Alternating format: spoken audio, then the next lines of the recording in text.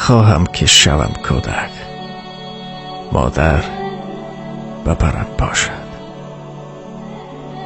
دستان پر از مهرش بالای سرم باشد. برو بپرس از هر که میخواهی، اگر یک لحظه مادرت را پیدا کنیم نزدت چی کار میکنی؟ نفر مادر ندارد. تمام هستیم را میدیم که یک لحظه سرم را روی زانویش گذارم، خواب کنم. مادر سرم را سیله کند گوید بچم. کاش این صدا را بار دیگر میشنیدم. خواهم که شوم کودک، مادر ببرم باشد.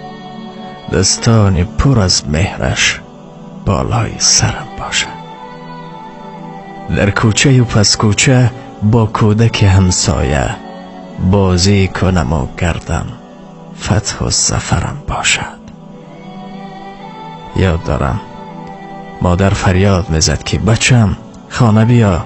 با کودک های همسایه بازی میکردم. گریه میکردم که نه، نمیروم، کمی دیگر بازی کنم. فریاد زند مادر، فریاد زند مادر، از خانه مرو دورتر. گویم نروم خانه، بس چشم ترم باشد. از لای لبی جویه سازم به خودم خانه. در خانه لاینم بس کر و فرم باشد. در کاغذی سپیده تصویر کنم دنیا. در عالم ایجادم شمس و قمرم باشد. ای صاحب دنیاها، این مطلب قلبم را یک لحظه میسر کن.